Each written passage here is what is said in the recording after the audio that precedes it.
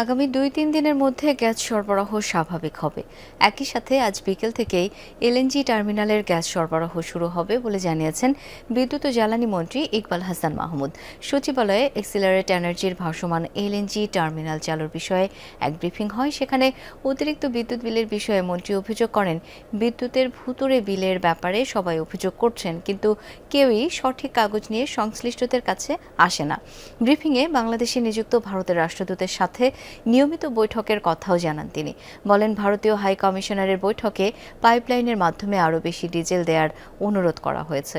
বিকালের মধ্যে ফ্রিজিং শেষ হয়ে যাবে। ফ্রিজিং শেষ হয়ে গেলে বিকাল থেকে গ্যাস সঞ্চালন আবার শুরু হবে এবং সঞ্চালন শুরু হয়ে গেলে আস্তে আস্তে আমাদের যেখানে প্রেশার কমে গেছে প্রেশারটা উন্নত হবে এবং মোটামুটি যে সমস্যার মধ্যে পড়েছি সে মধ্যে উত্তরণ করতে পারবো। স্বাভাবিক হতে 2-3 দিন লাগবে।